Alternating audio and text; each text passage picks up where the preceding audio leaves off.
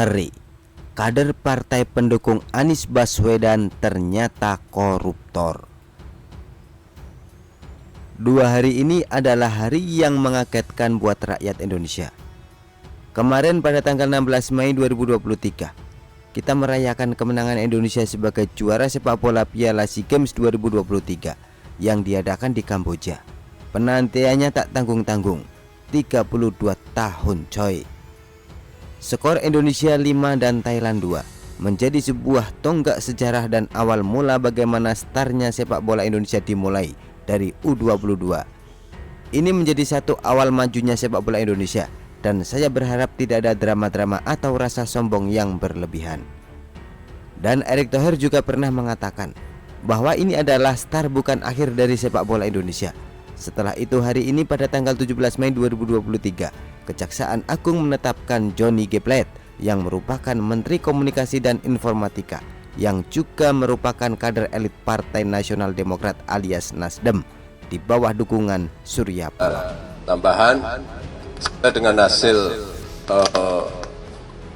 penghitungan kerugian keuangan negara yang telah kami sampaikan beberapa hari terdahulu, kasus ini telah menimbulkan kerugian negara sebesar 8 triliun 32 miliar rupiah. Sebagai tersangka korupsi kasus Best Transceiver Station alias BTS, ternyata partai pendukung Anies Baswedan menghasilkan koruptor karena korupsinya bukan hanya BTS 4G, melainkan infrastruktur pendukung paket 12345 Badan Aksesibilitas, Telekomunikasi dan Informasi Kementerian Komunikasi dan Informatika tahun 2020 sampai 2022. Dia ditetapkan oleh Kejaksaan Agung dan disimpulkan terdapat cukup bukti bahwa Johnny G. Plate terlibat dalam tindak pidana korupsi infrastruktur BTS selaku penggunaan anggaran dan selaku menteri. Tim penyidik pun meningkatkan status yang bersangkutan setelah menjadi saksi, yakni menjadi tersangka.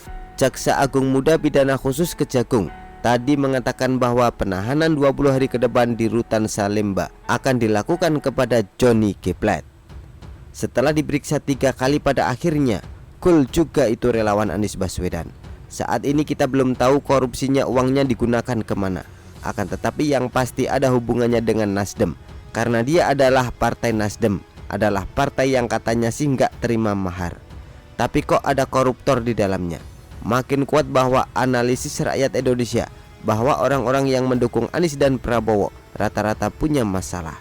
Setidaknya sudah ada 5 tersangka selain Johnny G. Plate, yakni Direktur Utama Bakti.com.info Anang Ahmad Latif, akun Direktur Akun Departemen PT Huawei Mukti Ali, Komisaris PT Solitech Media Sinergi Irwan Hermawan, Direktur Utama PT Mora Telekomunikasi Indonesia Galubang Mena, tenaga ahli Human Development Universitas Indonesia tahun 2020 yakni Yohan Suryanto.